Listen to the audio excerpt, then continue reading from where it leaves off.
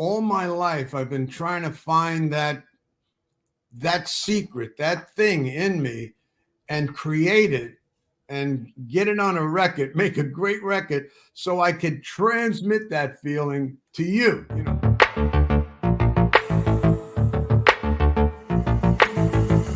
Dystopia tonight.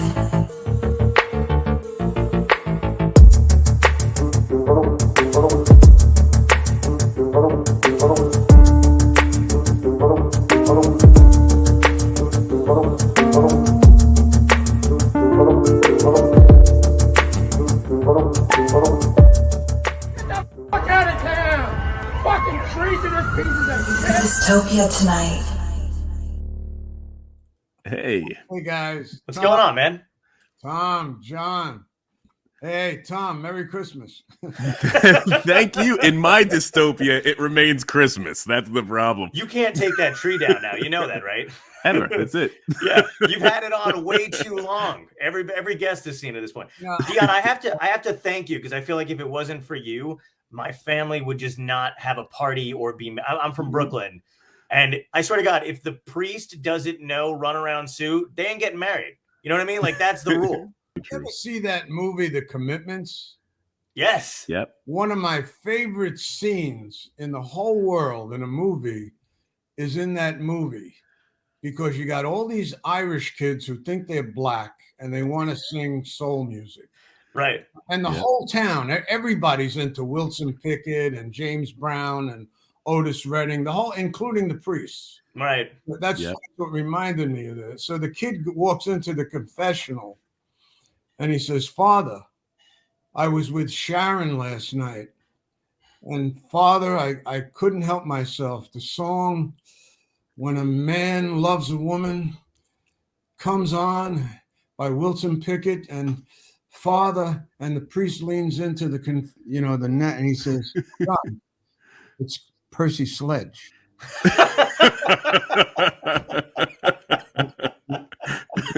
Percy Sledge. I remember that scene. And I just fell off the seat. I thought that was brilliant. Absolutely. When you because I've we were talking about it and Tom mentioned it before too. Your music has been in everything, every movie, every family event. When you see your stuff in a movie, does it blow you away? Are you super happy? Do you know it's coming? I don't know. I just, to be honest with you, John, when I was a kid, I heard Jimmy Reed. Mm-hmm. And I was like 10 years old, 11 years old. I heard Hank Williams and it did something to me, man. I'm like, the age I'm at now, I'm still the same. What happened to me was it transported me into like an ecstasy or an enchantment, or it took me outside myself. I was used to hearing my parents argue and hearing about who I was on the streets. You're trying to get through the maze there. Figuring out what's life all about. Who am I? Where are we going? Why am I here? And I hear Jimmy Reed and Hank Williams, and it just took me to a place that I could never explain. The music went inside me and I was enthralled. And you want to know, all my life, I've been trying to find that secret, that thing in me and create it and get it on a record, make a great record so I could transmit that feeling to you, get it into right. Yeah. That's all I've been about, like taking people on a trip. And I'm still like that. I haven't changed. Right. I'm easy to figure out. And, that's it. And I got to tell you another thing. I was looking at the beginning of the show. It said Dystopia. I think that's what it said, right? Dystopia. Yeah. Dystopia, yeah. Now, what does that mean? Distracted or all over the place? It's basically like a dystopic, there's just so much going on that's kind of unbelievable. It's a little surreal. You know what I mean? Because when you think about it, the last few years that we've had have been like a dystopia. I feel like a lot of people described it that way. And it's what I was feeling because there's so much unbelievable stuff happening at the same time. You know what I mean? I mean, you got the pandemic that we went through. You got, you know, civil unrest, and then, you know, science is moving crazy fast, and everybody's trying to catch up. And then in a dystopia, right? So they say, like, in a dystopian world, everything's just upside down and crazy. So in the middle of the year last year, they said, yeah, we confirm there's aliens out there, and nobody batted an eye. Yeah. No, nobody even talked about it. It just got glanced over. When I saw the word dystopia, but I thought, well, I had the right meaning to it anyway. I thought I'm going to be a boring guest, because if you unzip my brain and you look inside, you'd see a very peaceful place. I hate to tell you that. It's just very orderly. Mm-hmm. I don't know what that is about me, but thank God I'm like that. And the pandemic, with all the horrors, and I don't want to minimize that at all. No, at all, because I've had a lot of, you know, friends that have passed away, and families, and just, I mean, you know, the horrors. Sure. Absolutely. In spite of all that, most of the time for me, in the like, it focused me so razor sharp. I kind of got under the wellspring of creativity, and I wrote 30 of the best songs I've ever written in my life. Wow. And I don't know if I'm, you know, you mentioned the word reinvent. I don't know if it's so much that, but I was telling you, when I was a kid, I got hooked on Jimmy Reed and Hank Williams, and I wanted to write. I wanted to write like Hank Williams, and communicate like Hank Williams, and groove like Jimmy Reed. Right. I just loved. And so what I've been doing is, like, I'm like I said, I'm still the same. I'm doing this. I started just recording these albums in this lockdown, and it just got blessed with all these songs coming down, like downloading them, and it's been a lot of fun for me in a way, because I had nowhere to go. I mean, you know, the streets were empty, people weren't coming out, so I was home, and I just had a real good time writing. And I don't look at it too much like reinventing myself. It's kind of like I'm, you know, like when you're 10 years old, maybe you're like an acorn, and then you start growing, you become like an oak tree. It's the same DNA, right? Different sounds that you wouldn't recognize it, but it's the same DNA. I feel like I'm evolving, or maturing, or developing, and just moving on, you know, because I was doing this same thing when I was a kid, when I put The Wanderer together, or Run Around Sue, or Ruby Baby. And it's just, I was like kind of really excited about these songs. I started asking some of my friends to join me, just to get some kind of community going. Yeah. And I tell you, I stepped into a place of beauty that you wouldn't believe. Recording the last two albums, like, let me give you an example, like Stomping Ground. I knew some of the guitar players that I used on some of the songs. I didn't write the songs for them. I just listened to so much music. When I record a song and I'm listening to it after I leave the studio in my truck, I'm thinking, man, I'd love to hear G.E. Smith on this, you know? Right. I'd love to hear Joe Bonamassa. Well, I called up Peter Frampton, because he's like underrated guitarist, if I ever heard. Yeah. And he grew up to Rango Janghart, and I didn't know him that well. And for instance, I became so friendly with this guy, is one of the coolest guys on the planet. I just love talking to him, and God, if you listen to the song, what he did with this song, it's just talking about enchantment. He lifted me to a higher reality. And again, Mark Knopfler, here's a guy I never went out for lunch with or talked to, and I talked hours with him on the phone. He's just a great guy to talk to, very inventive, very prolific, very imaginative. These guys. Yep.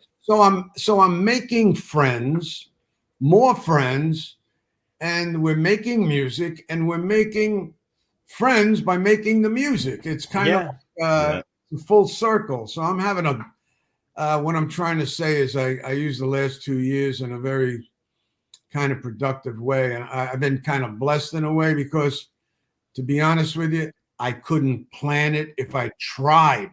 Right. It just kind of, I was just following my nose. I don't know. You know what I'm saying, John? No, I know what you mean, though, too. And I feel like that's, I mean, like you said, you don't want to minimize what other people have gone through, but I don't think, finding a silver lining in anything, especially something as horrible as we all kind of went through, is a bad thing. You know what I mean? I think especially creatives, we all found different ways to come out of this, either, like you said, evolving with your craft, with your art. Like, I love that you made all these connections, because I feel like for outsiders, musicians all know each other. It's the same way what people must feel about comedians. Like, we all know each other. But like, I feel the same way. I saw this list and I was like, oh, these are his buddies. But it's so cool to know that some of these guys you really didn't know, and you made these connections because, you felt inspired to do something new. It's crazy. I wrote this song called Angel in the Alleyways. And I did just like a track of it, just with me and the guitar. I usually finish the whole track. I bring the band in. I want to get the whole track before I send it to somebody. Right. But with this song, I felt like almost like a stripped down Hank Williams. I was like, just sang the song, no vibrato, no, I just sang the 5 verses. I'm listening to it on the way home. I said, I know, Patti Scialfa, she's like the Jersey soul girl. She has this very soulful, like, tremolo in her voice, and there's something about her voice that sounds so good with mine.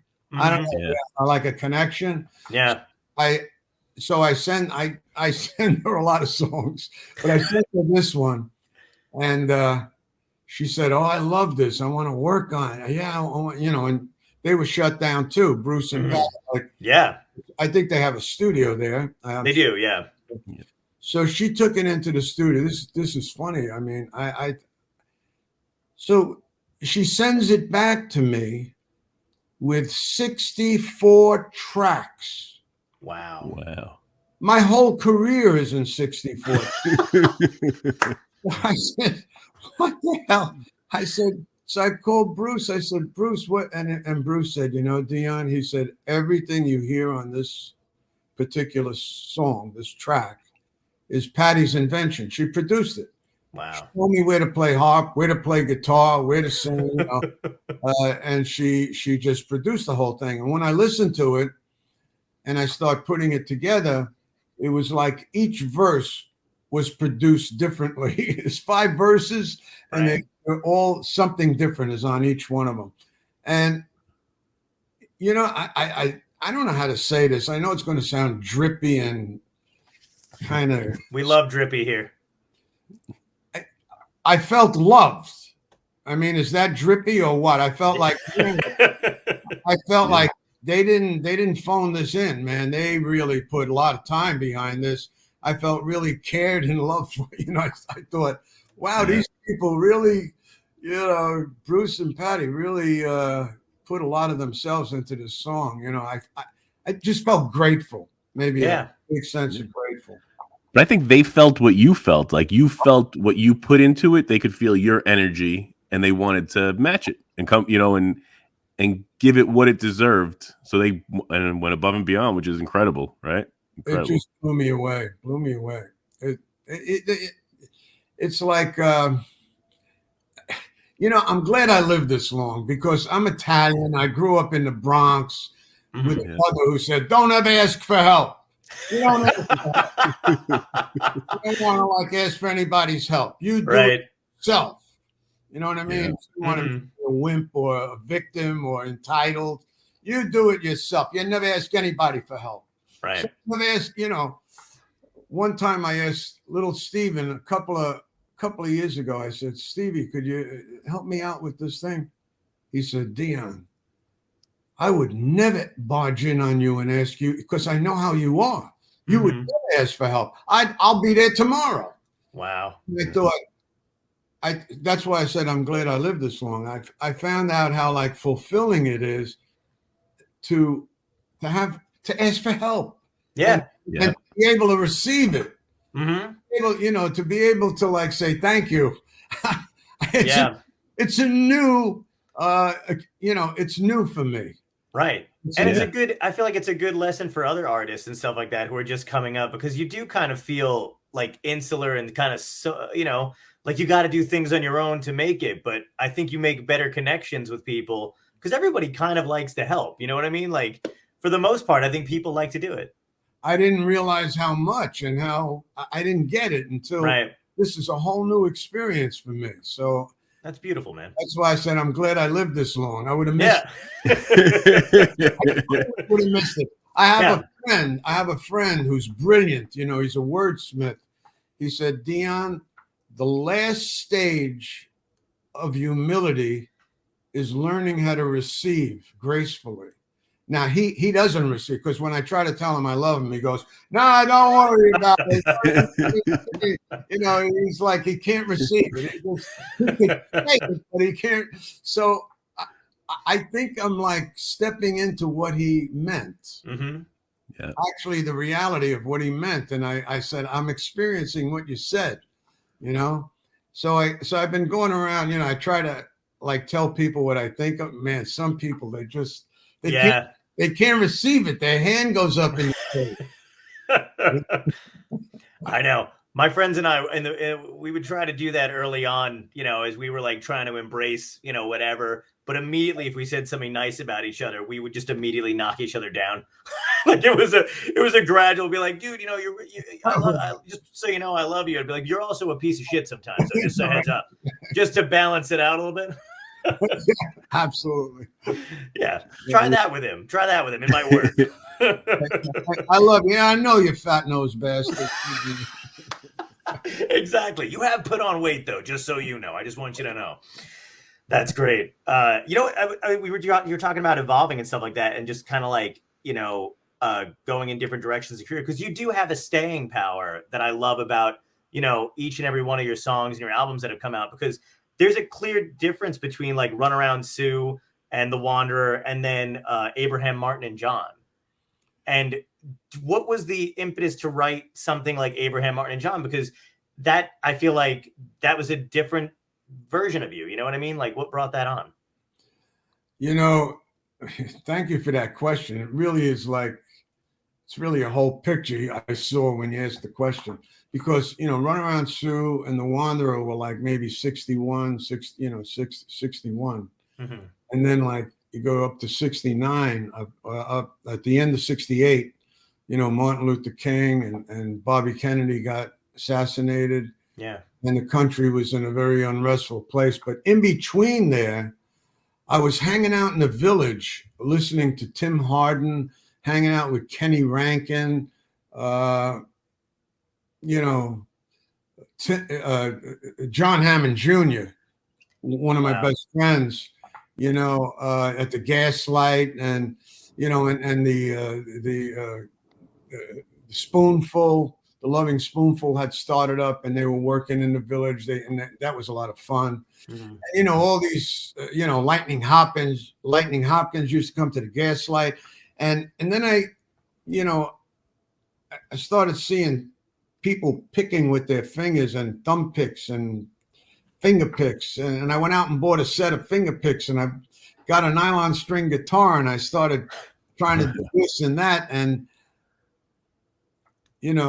at the end of it, like a friend of mine and I put this song together, Abraham Martin and John, and I put an arrangement to it because I had the gut string guitar, and I had moved to Florida. I was sitting underneath the tree, in the backyard, and, just picking on it, and I found this nice melody, this flowing melody, and I wanted to.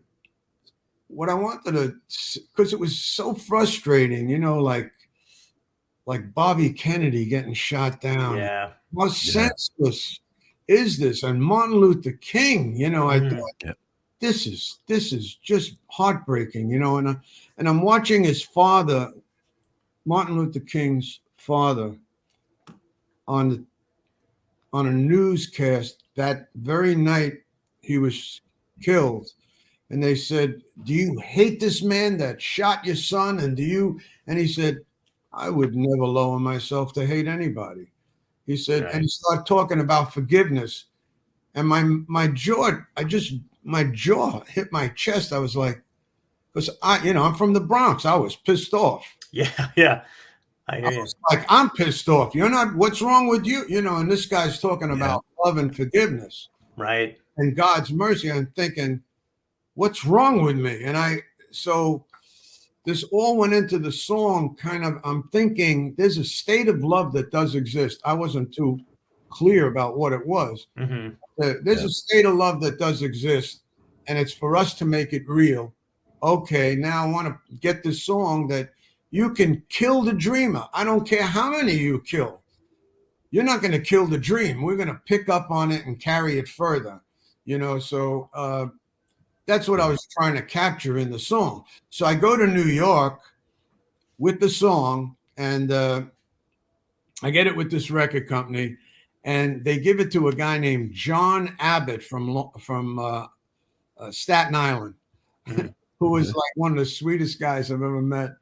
And he comes into the studio and he arranges. He gets all these musicians: French horn, English horn, harps, Wow. sitars. Because I'm telling you, I had this whole thing. We talked it out. We get into the studio and he's leading it, and he was a little chubby guy, and he had this bag of French fries, long French fries. And he's leading the band with these French fries, and it was such, it was like a family get together, but we worked the song out like that. He had the arrangement down. I had the gut string guitar. It was, John, I'll tell you the truth, it was different for me because I never played like that. I was, I was, like I said, I was hanging out with Kenny Rankin, and Tim Hardin. Right. I tried to capture what they were doing, we would share chords and, do this kind of finger picking thing. And I put this arrangement together. I'm just creatively, frustrated or schizophrenic, or I don't know. I was going to say adaptable. There's the positivity right there. Yeah. So I went from like rocking out to this. I want to bring you back to what I originally said. I always wanted to do a great song, take people on a trip, and into this place of enchantment. And that was that for me. I think I captured something. Who knew it was going to be a hit, or people were going to embrace it as beautifully and as they did. But God, I enjoyed doing it. I really did. It was good. Yeah, I'm so, that was amazing, dude. That's exactly, I've asked questions like that of people about their songs before, and sometimes you just don't. They're like, I don't know. But thank you so much, though. Like, really, that made me so happy that you actually wanted to talk about it. And, I like to talk, you notice? Yeah. But really, because it is one of my all-time favorite songs. I love that song. Always makes me happy when I hear it.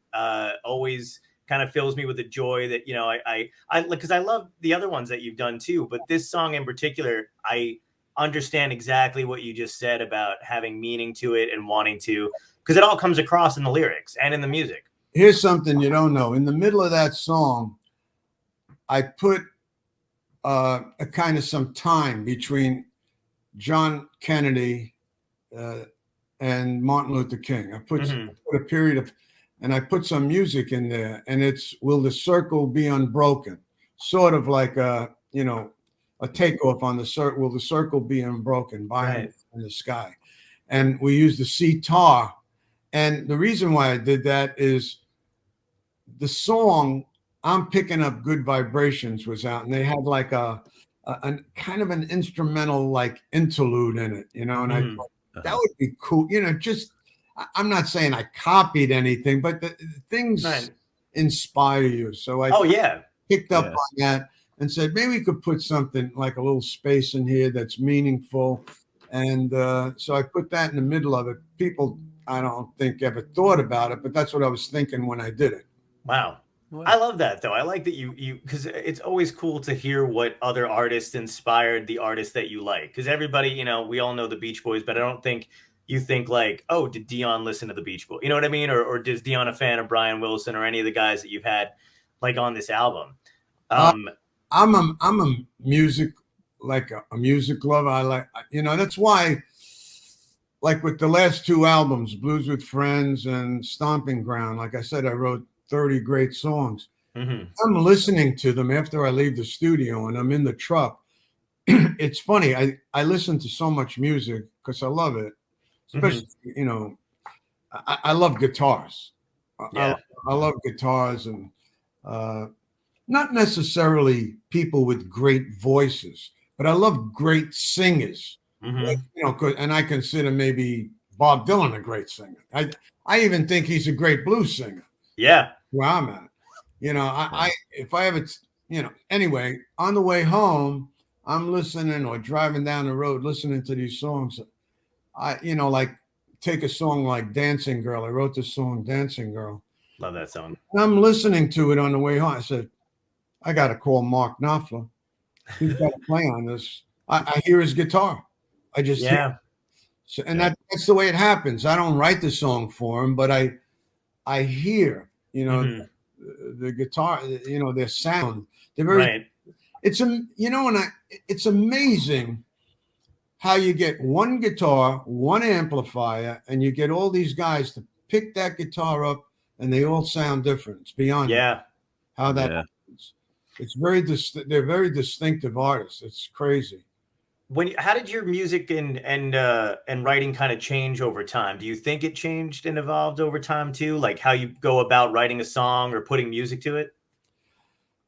I think I started going deeper and wider and richer and stories that people get engaged in and want to listen to and want to listen to again and tell somebody about them. Mhm. I think I've gotten more into that. Not that they have to all get tied up neatly. I don't like that, Right. but I just been. I think I've grown using words. I'm like I love words. I love Right. Yeah. words, and I love how they sound coming out of my mouth. They got to sound right, Right. And and that's a big part of it. The sound of the record, not specifically what it has to say. Sometimes you got to change it so it comes out right. Mhm. And I just again I don't know what that is. I don't know how to like tie it up neatly and explain it, but it's just an art form that helped me like get out of myself as a kid and kind of transport me to a place of safety, a place like ecstasy is like the word ecstasy, like it means maybe standing outside of yourself, like Right. Yeah. a place of refreshment and safety and peace and calm and beauty and transcendence, and I music has always done that for me. And if I didn't have it, I probably would have wound in. All of us probably, if you didn't have Yeah. laughter, forget about it. I mean, Right. Yeah. comedian, if you didn't have laughter, you'd just wind in and just explode. Oh yeah, absolutely. You would have no way to get out of it, So Right.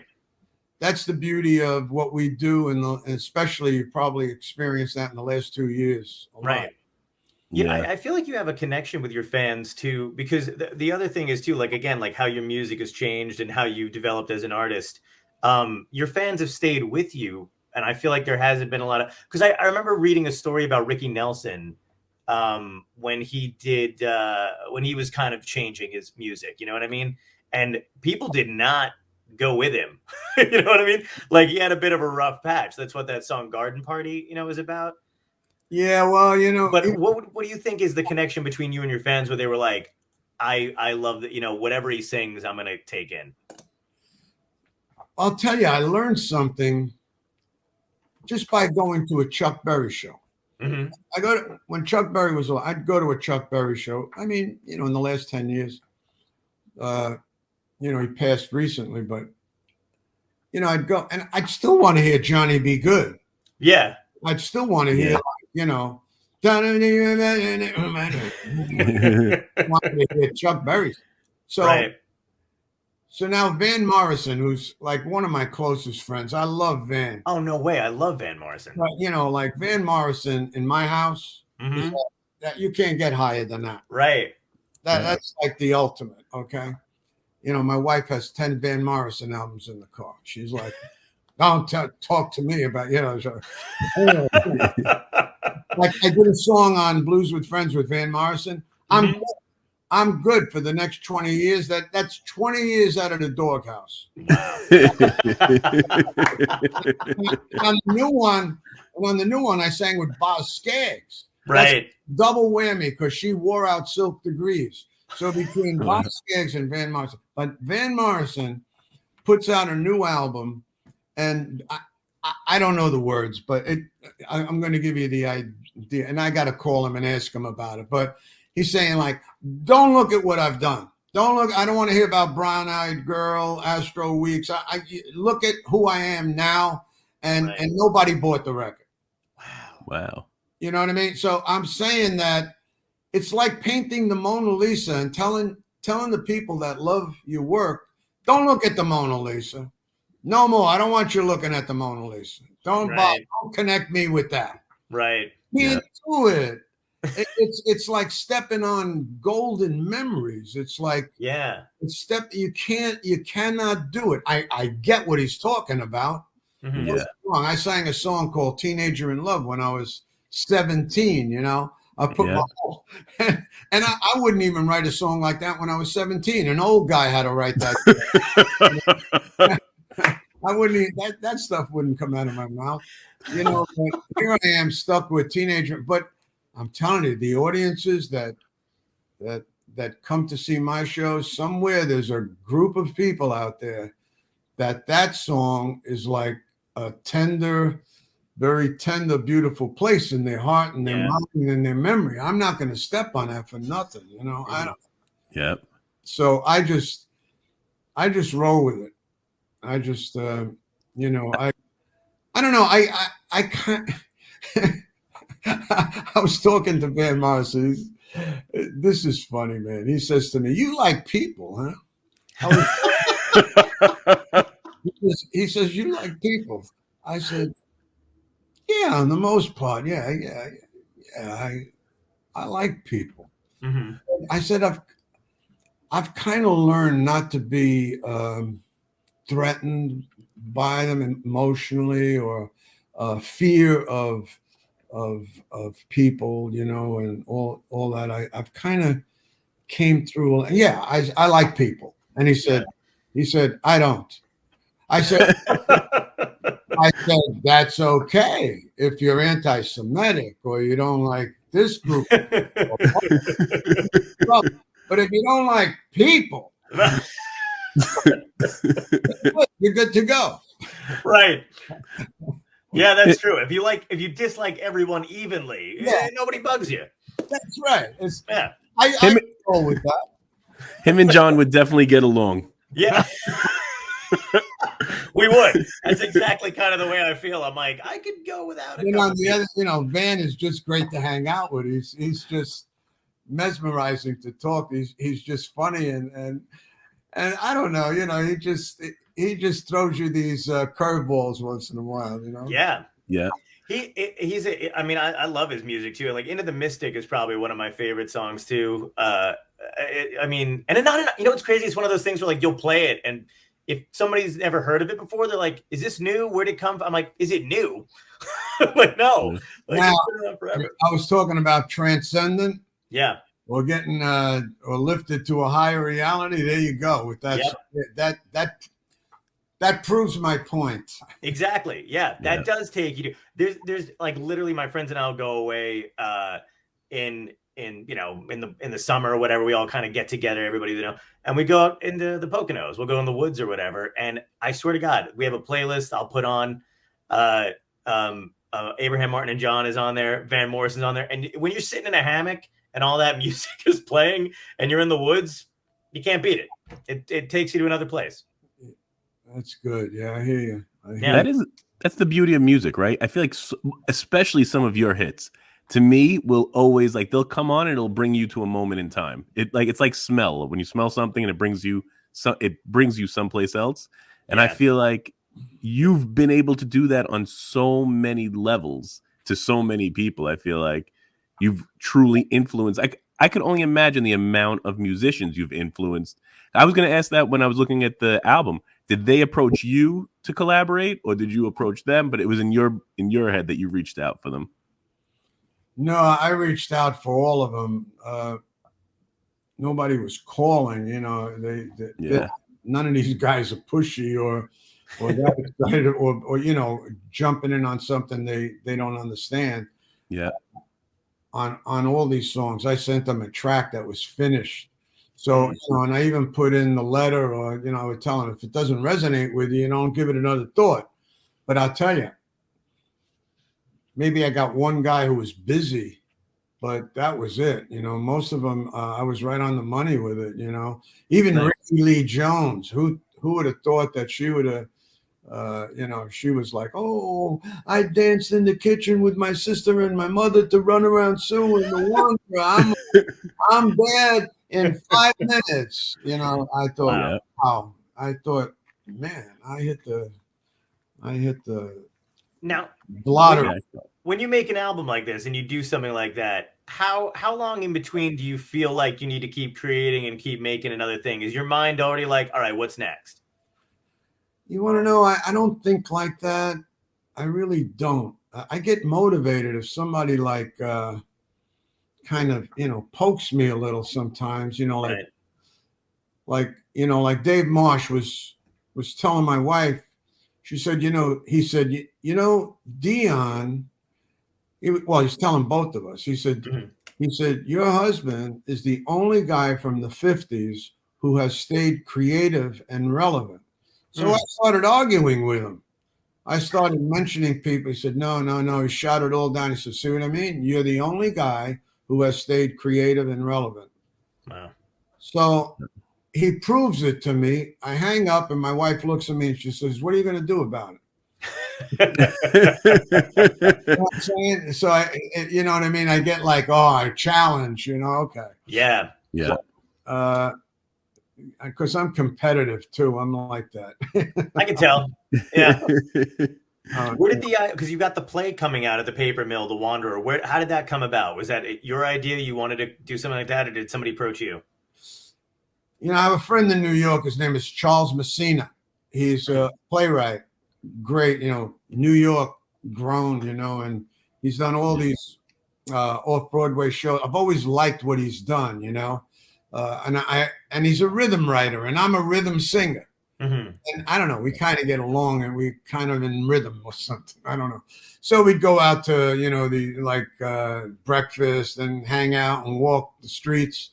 And I never seen him with writing anything down or typing anything. But one day he comes to me with this script. He says, you got a pretty interesting. I'm talking to him like I'm talking to you, and he puts all these pieces together. And he says, you got a pretty interesting story here. And he kind of lays it out for me. And he says, I'd like to try something with it. I said, go. So, and it was full of like early street rock and roll history. It was full of the gangs, the Fordham Baldies and the Harlem Red Wings. When I was a kid, I was in a gang, and action, and then romance. I met my wife. She was from Vermont. I met her when I was 16. Wow. She was like 15 years old. She came, and I'm still married to this woman. Wow. Congratulations. That's incredible. You talk about that's my patience and tolerance,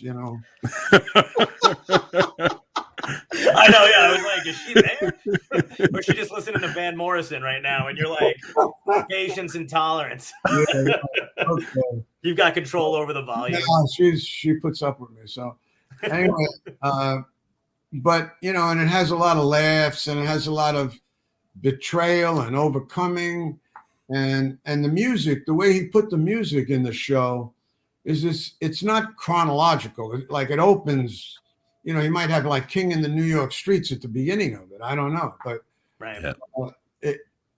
It works with the way the play unfolds. Like each song pushes the play like a foot or a day.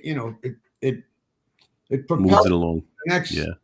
I don't know how he did it, but it has a lot of. If you give me something of substance, you can entertain me all day long. So, because to me, there's a big difference, like Into the Mystic. There's a big difference in being entertained and an emotional experience. Yes, Into absolutely. the Mystic is an emotional experience. 100% agree. That sweet thing. It's kind of funny too, because I love that. Like everybody loves. It's like fast food, where sometimes you want a real burger or steak, and then every now and again you're like, I kind of want garbage. I'm gonna have McDonald's, but you enjoy it. But it's the difference between everybody loves the pop stuff and stuff to dance to. Yeah. But you got to have stuff that hits your soul too. Yeah. Well, that's what he did. It's in a very entertaining way. And the people in it, Joey McIntyre from New Kids on the Block, wow. And Christy Altemeyer, who was the lead in Anastasia, sorry. What was it? Fantasia? I don't know. Forget the I think Fantasia is the Disney one. Anastasia is I think you're thinking of Anastasia. Anastasia. And sorry, I'm getting like it's an age thing. They're both the same name. It's very close, so it's you weren't that far off. and Michael Wartella was in Chocolate Factory and a few of the other things. What was the other one? I can't. I'm not too much on Broadway, but I get the plays. He's been in a lot of shows. This kid, man, he's really good. They amaze me. Right. They're really, so they got and we have a lot of fun. We have a lot of fun getting together and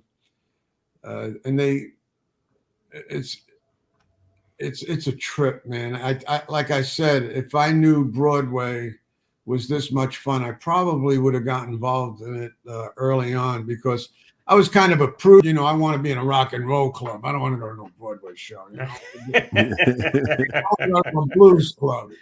Yeah. But there is a place where it can. It's a great expression. If it's done right, it's beautiful. Yeah. It's Absolutely. nice that, but like you seem to, you're not closed off to other forms of art though. And I think that's another thing that people can learn from too. Cause even today I meet people who are just like, I only do this. And it's like, yeah, but then you're never going to know what else you can do. You got open. To me, to stay open is a big thing. It's like, to me, that's an important word. I mean, you don't have to, you know what I mean? We have our point of view, but why not stay open? There's so much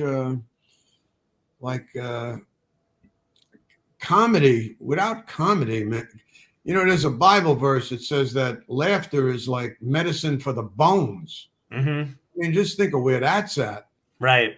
I was in a gang when I was a kid, and we had this one friend. We used to call him Shakespeare because he used to say, "To be or not to be."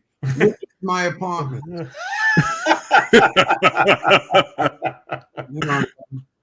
So it started back then, Yeah.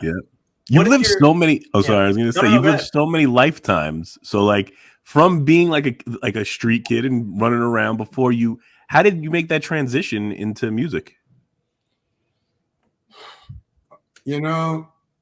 Like I said, I heard Hank Williams and Jimmy Reed, and it did something to my soul. And then, the first time I went down to the Apollo Theater, come on, Yeah. I saw, Big Al Sears walked into the middle of the stage with a white suit on and a horn, white shoes. And it was like, one,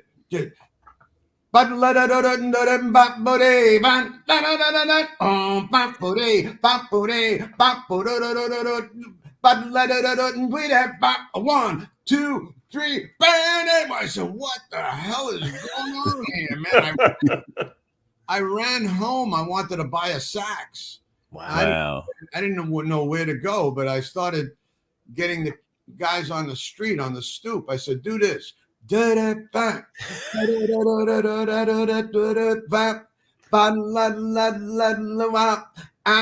that's exactly what I did in The Wanderer. If you listen, you hear it's like I used to give the group horn parts. Mm-hmm. Yeah. Apollo Theater. It just was fun to me. It was like algebra and sounds, or you know what I'm saying? Yeah, absolutely. When you're a fan, as a fan of Hank Williams, did you see the Hank Williams movie when it came out? Yeah. What did you think of it? Because I don't know but I feel like you know him well enough to watch something like that and be like, they didn't get it right.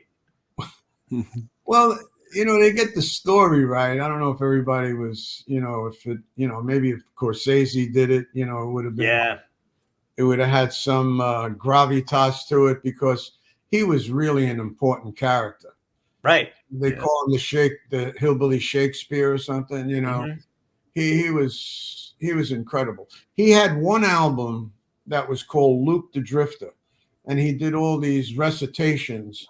And I actually learned how to live listening to this guy talk about stories, about just different scenarios of like people who were depressed and racism. It's all in his stories. I'm telling you, even back then, because I wasn't hearing it on the streets of New York. To me, guys going, "Oh, wait, Joey." I know what that's like. Look, I'm God's gift to the world. Hey, I'm thinking, okay, what else? What else? You just described my entire family in a nutshell. That was it. That's their whole history. Then you listen to Hank Williams, and he took me on a trip, man. He took me away from the Bronx, Yeah. Not that I didn't love my neighborhood. I I hear you. I still go up there, and I'm at Rigoletto's. My left arm is made out of rigatoni bolognese. I know exactly. Yeah. And, it is funny. Ricky's cheesecake right here, I'm like, and Joe Artuzo's bakery shop. I still know everybody up there. I hang there. That's my stomping ground. Yes, indeed. Beautiful 180. I love that's good promotion. Just if you listen to the words of stomping ground, I was trying to capture that. Yeah. No. Yeah. It's crazy because even I like that music was kind of everybody. I feel like has their escape or their gateway out of, because you do love going back to, like I like going back to Brooklyn and stuff. I love the memories that I have from there. But I feel like there's a certain group of people that find an escape, and I like that music was basically yours, because otherwise you do kind of wind up, New York can tend to be a time capsule in those suburbs where people stay in the 50s. They don't have to leave. But I feel like you had this other outlet where you were like, no, I kind of want to learn about other singers and other things going on in the world. Tom, when I got on my first plane at LaGuardia Airport to go to Chicago, mm-hmm. and I was like, 18, 19 years old, to meet Buddy Holly and Richie Valens and the Big Bop. We were going to start this. Wow. We go up in the plane, and I'm looking down at, the way it is, Manhattan and the Bronx. Yeah. And my first impression, that people look like ants, and then you pull away, and it's like, wow, is that my neighborhood? I thought everything was so important on that corner. Yeah. Hey, what are you looking at? You look. This is what do you, what do you say? You know, you're Right. like, so important. Then you get up there and you go, what the hell's so important about it? You know, there's Right. just, you pull away from it and you say, man, there's a whole world out here I don't know about. And it just opens your mind, you know, and you go from there. And, you know, that's the way it is. Yeah. Yeah. That's a great analogy too, because I always, if you ever like, you know, listen to any of the astronauts that came back, whenever they talk about, I can't think of what the term is, but basically when they leave Earth and they see it from a distance, they get this worldview that, again, they thought everything revolved. You know, you're in the state you're in the city you're in, and then all of a sudden, the farther away you get from it, you're like, oh my God, maybe there isn't this much weight to everything I'm putting on. You get a better perspective of it. So the plane leaving the Bronx is a great. Well, you know, the other thing, and I don't know how to mention this because it's kind of a touchy subject. I don't know. I used a lot of drugs in the mid '60s. I was like, I got into drugs. I got lost. You know, I was like, Yeah. you know, I didn't know exactly how to get out of it. So I met a guy, and he takes me to a 12-step spiritual based program. Mm-hmm. 1968. So I've been clean and sober 54 years. Wow. Maybe that's why I'm still here and healthy. You know what I'm saying? Yeah. Yeah. So I go to this program, and it's playing into what you're saying about going up in the, you know, in a spacecraft. I met some of the most brilliant guys in the world in that program. We used to go out to Howard Johnson's. I mean, that's how old I am. It discontinued my flavor. You know, it's terrible. And my fragrance. I used to wear canoe. I can't find it anywhere. Oh wow. It's like a Bronx thing. Yeah. Canoe. Hey, I'm going out on a date tonight. I'm gotta get some canoe. Anyway. So I go out with these guys to Howard Johnson's, and we used to talk, and they told me, you know, you got to find God because you're messed up. You can't figure your way out of a paper bag. You can't, a broken mind can't fix a broken mind. You better find a power greater than yourself. So they start talking about God. I'm saying, you know, I didn't know God from a hole in the wall. I'll be honest with you. I had no idea what they were talking about. Although when I was a kid, you know, I used to look behind the altar. I used to look up. Is he up there? Right. What does he have for breakfast? Is he married? I didn't know. So I'm sitting there, and I said, you know, they said, all things are possible with God. And I said, well, what are you talking about? Could you define what you're talking about? And they got me into this whole thing. They said, they mentioned the Russian astronaut who went up in the cosmonaut. Sorry. He went up into space, and he looked out the window. He goes, I don't see him. They said, God is this is what they told me. And I bought it because they said, God is in a supreme being within the universe. You're not going to find them and do a scraping and put them underneath the petri dish and go, oh, we got him. You know, he said, he's outside of space and time. He's not contingent on anything. He's the sheer act of being itself. Like when Moses, you know, when Moses asked God, who are you? He said, I am that I am. He's like, it's not that Harriet and Johnny got together and here he was. So they're telling me about this God that created space and time and the universe, and he's outside of space and time. He always was, always will be, and all things are possible with him. And I was so drugged up and so full of pain that I went, okay, I believe you. And I went home and I got on my knees. I said a prayer. I said, God, I don't know what I'm doing. You got to help me. And here I am, like 54 years later. I got off my knees and I was changed. Something to me. So it was like, it started out, it just was a new way of life for me. And I've never looked back. So that's probably why I'm around today. I haven't used or drank in like 54 years. Not that, you know, my wife and I go out to dinner. She has a glass of wine every night. You know? Yeah. Yeah. But I Right. mean, You're not like binging it. no, you know what I'm saying? So Yeah, of course. I just wanted to share that with you. Yeah, you mentioned the universe. I go off on these things. You know? That's exactly what we're here for. That was great.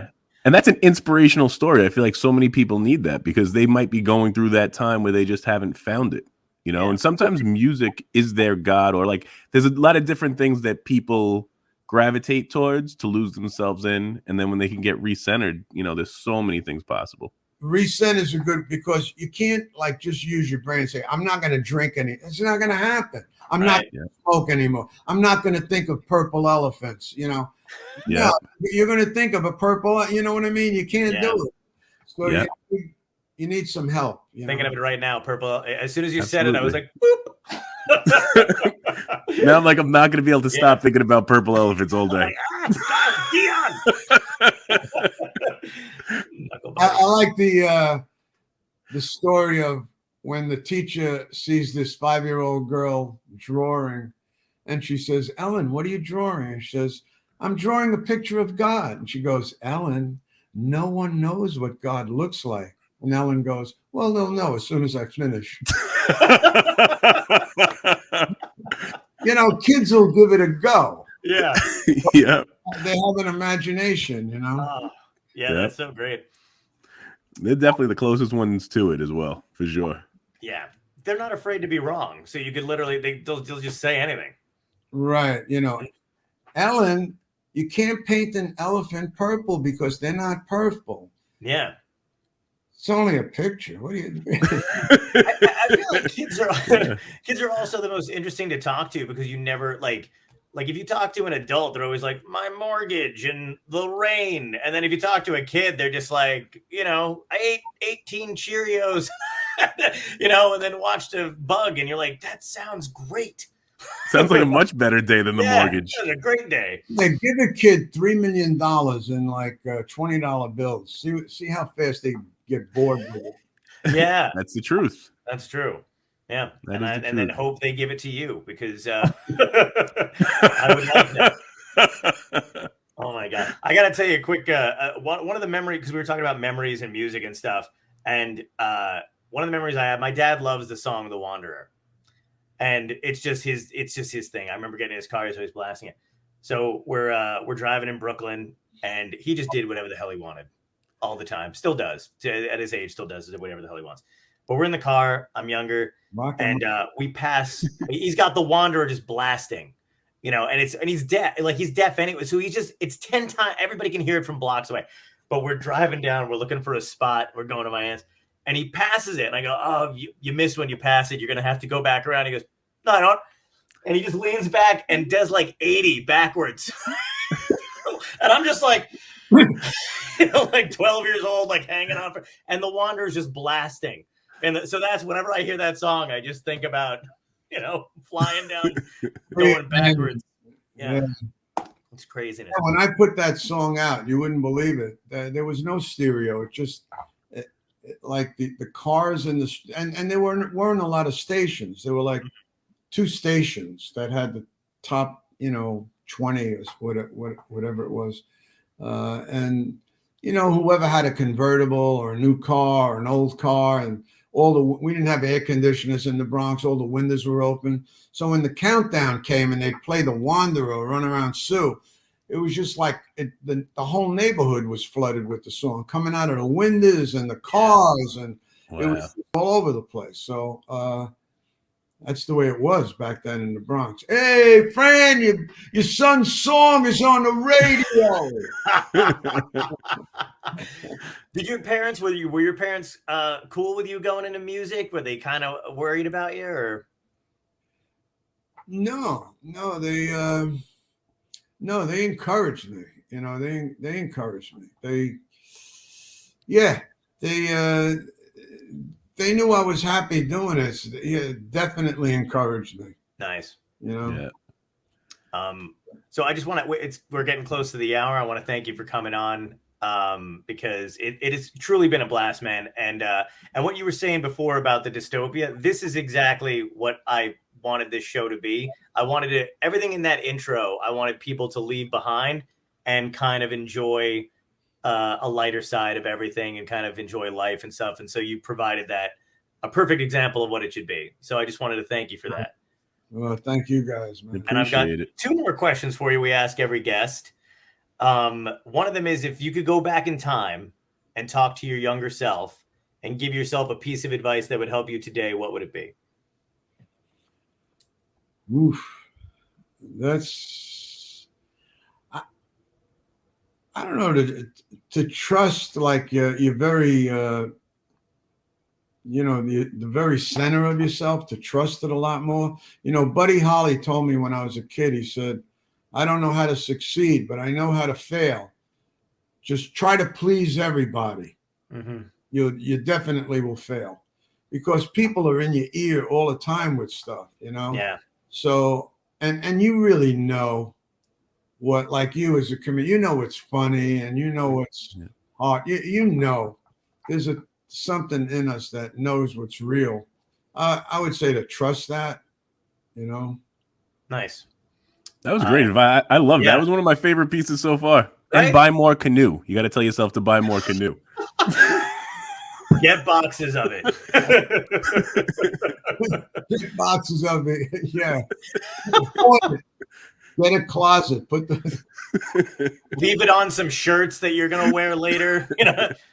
Don't run it out. And the other question is, what had to end in your life, good or bad, that led you to where you are today? What was the first part? What had to end in your life, good or bad, that led you to where you are today? What has an end? What had to end?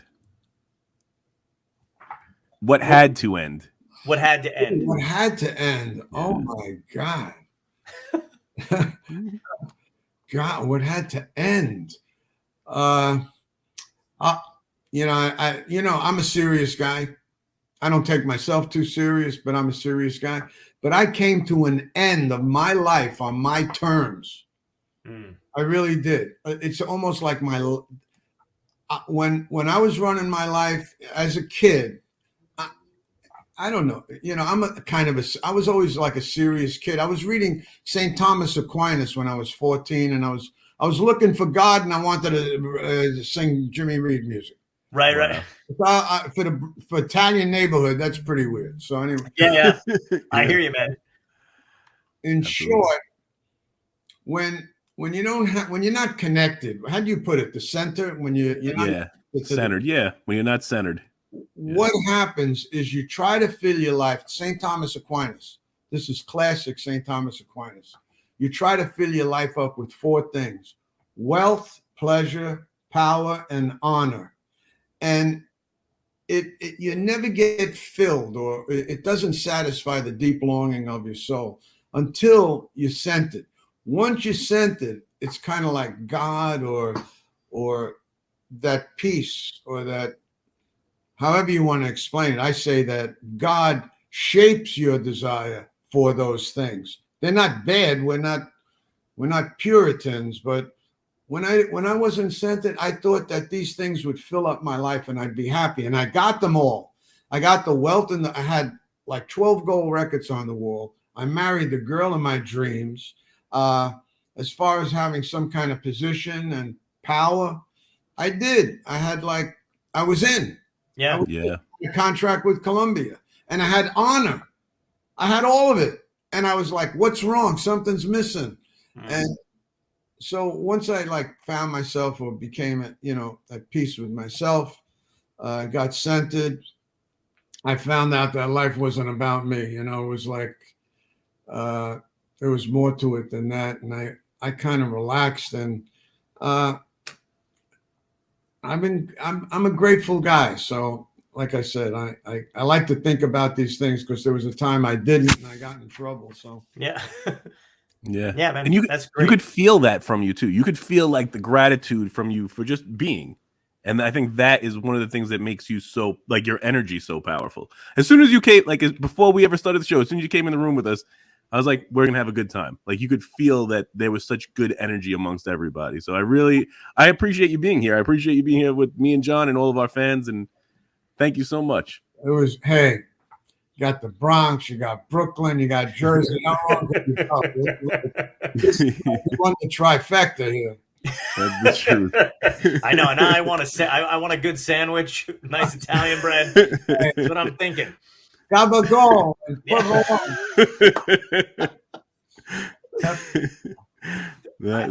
know what? I got one more question for you because we've been asking guests this, and this is a weird one. So brace yourself. If this was a real dystopia, how would you want to go out swinging? Aliens, zombies? What's your scenario? I know it's a weird one. I'm telling you, I'm going with the Angels. All right. I love it. There you go. I think that was a perfect one. That was a good answer. I'm riding with the Angels. My money's on them. I think they could. Fantastic. They could transcend the whole dystopia thing. Beautiful. Wonderful. That is Thank wonderful. you so much, dude. It has been an absolute blast. Yes, talking to you. beyond a pleasure. Stay well, guys. Love you. You too, man. You too. Keep rocking. You too, my friend. Thank you so much. Have a great one. Bye-bye.